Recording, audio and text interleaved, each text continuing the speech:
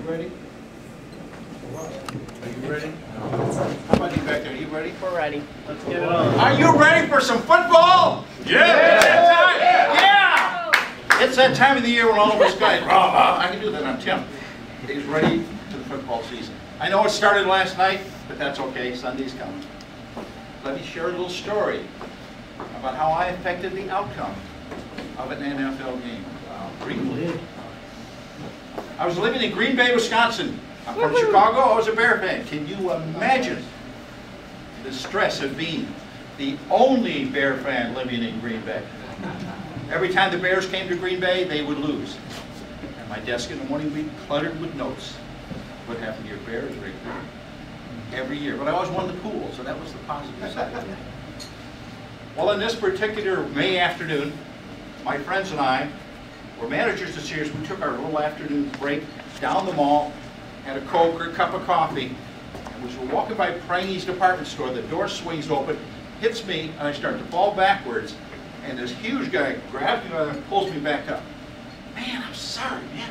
I said, it's okay, I'm all right. Do I know you? I said, no, I don't think so. I said, well, your face looks familiar.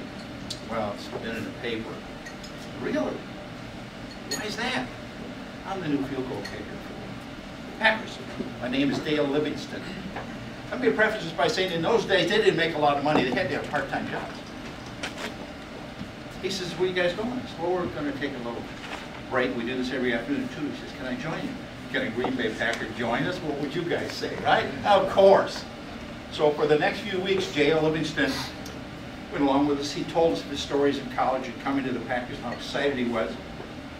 And then the preseason started, and the two-a-days. Two-a-days are a workout in the morning, take a break, another workout in the afternoon, and an invention of Vince Lombardi, who was the current coach at that time. And Dale kind of faded away.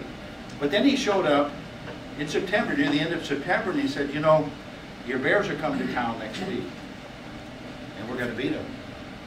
And I said, well, you know, it's always going to be a close game. But we already knew that in practice, in the preseason, Dale had not kicked one over 35 yards. So I calmly said, well, you're right, it's going to be a close game. See, I'll beat him with a field goal, as long as he isn't over 35 yards. Red face, the anger in his face when I made that remark, just it was something to examine. And he said to me, are you going to the game? I said, yeah. Where are you going to be? I said, I'm going to sit with Jerry's kid. He had a season pass. And he said, up at the end, on the north end goalpost. I said, yeah, just a little offside. Okay, why? He said, never mind. So the game comes. That's Sunday. It's exciting. It's my first NFL game. I never saw so many fat guys in my life. I was amazed at how big these defensive players were. They were huge. The game goes back and forth. And these are the Packers of the year before had been the world Super Bowl champions. So the quarterback is Bart Starr, Dave Dollar, as a running back, as a receiver, and the other type, all the other characters, Kramer's the defense, all of those guys were still there at that time. The game went back and forth, down to the 2 minutes. My Bears are up by 2 points. The Packers are on the 5-yard line. They would think that's scary. No, the other 5-yard line. They got to go 95 yards. There's 2 minutes on the clock. The people around me are getting up and leaving. And I said, where are you going? I stood up. I don't know why I did this. Where are you going? That's Bart Starr out there. They were leaving. I couldn't believe it. I was more loyal to him than their own people in the city were. Well, they come down the field. After can't count math here today. There was 3 seconds left on the clock. And they were 35 yards, sitting on the 35-yard line. I wasn't concerned because we all know that it's another 10 yards to get through the goalpost, right? So out comes Dale. And he had this, I could see this look on his face. He was walking different. There's something about him. So I'm watching him down there. He takes his 3 steps back, and he kicks that ball. And it comes up and up through the goalpost, and a guy 2 rows below me catches it. They didn't have nets in those days. I'm stunned. I couldn't believe it. I thought I had it made. We're going to win this game. We weren't winning that game that day. I just sat there in the stands all alone for about a half hour. Everybody drained away, all happy because the Packers had won. And then I left, and the next morning, you have a winning game in Green Bay on Sunday, you get Monday off. So who shows up at our little entourage? Hi, Dale. How you doing? How you doing, Tim? What'd you think of the game? I said, it was a good game, man.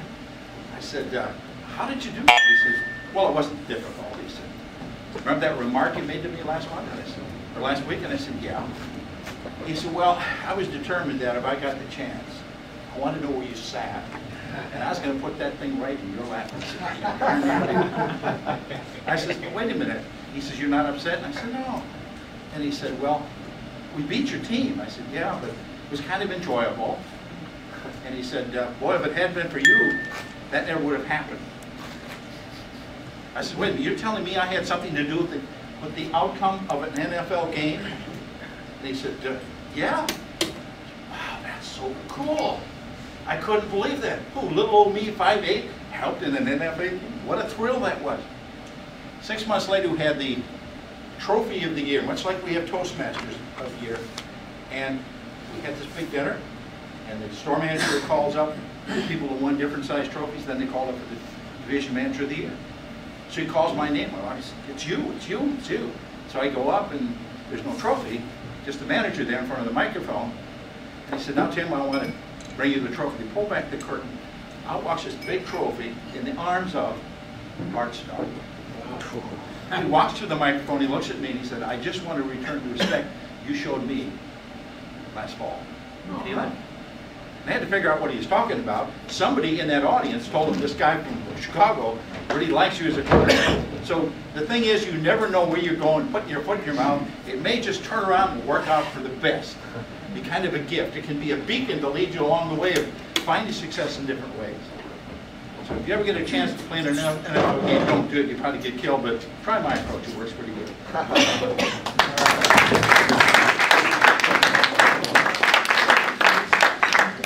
Well, it's